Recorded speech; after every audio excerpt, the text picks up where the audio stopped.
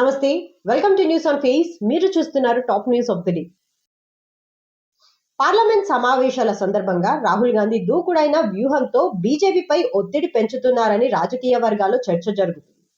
గతంలో ఆయన వ్యూహాన్ని తేలికగా తీసుకున్న అధికారిక పక్షం ఈసారి మాత్రం ఆయన లేవనెత్తుతున్న అంశాలకు వివరణ ఇవ్వాల్సిన పరిస్థితి ఎదురవుతుంది అని విశ్లేషకులు అంటున్నారు. మాజీ ఆర్మీ చీఫ్ ఎంఎం నర్వానే రాసిన పుస్తకంలోని అంశాలను ప్రస్తావిస్తూ ప్రభుత్వం మీద ప్రశ్నల వర్షం కురిపిస్తున్నారు. అలాగే అంతర్జాతీయ స్థాయిలో చర్చనీయాంశమైన ఎప్స్టీన్ ఫైల్స్ లాంటి విషయాలను దేశీయ రాజకీయాలతో అనుసాదించడం ద్వారా రాహుల్ గాంధీ చర్చలను తన ఎజెండా వైపు మళ్లిస్తున్నారని భావిస్తున్నారు. విపక్షాల తరఫున స్పీకర్ పై అవిశ్వాస నోటీస్, సభలో ప్రతిస్తంభన లాంటి పరిణామాలు చోటు చేసుకోవడం వల్ల అధికార పక్షం రక్షాత్మక వైఖరిని తీసుకోవాల్సి వస్తుందని రాజకీయ విశ్లేషణలు సూచిస్తున్నారు.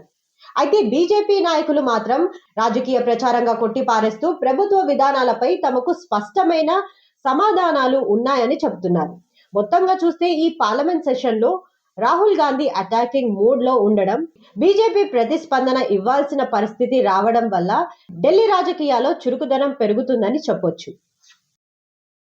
ప్రధానమంత్రి నరేంద్ర మోదీ విదేశీ పర్యటనల ఖర్చు 462 కోట్లు.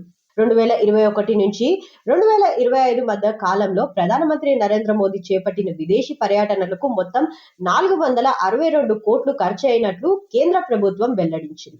రాజ్యసభలో అడిగిన ఒక ప్రశ్నకు విదేశీ వ్యవహారాల మంత్రిత్వ శాఖ ఈ మేరకు లిఖితపూర్వక సమాధానం ఇచ్చింది.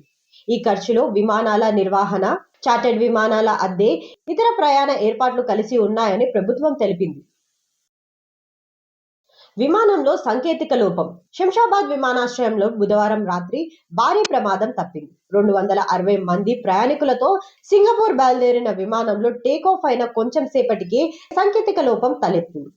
పైలట్ అప్రమత్తమై విమానాన్ని వెంటనే శంషాబాద్ లోనే ఎమర్జెన్సీ ల్యాండింగ్ చేశారు. సురక్షితంగా ల్యాండ్ అవ్వడంతో ప్రయాణికులు, ఎయిర్పోర్ట్ అధికారులు ఊపిరి పీల్చుకున్నారు.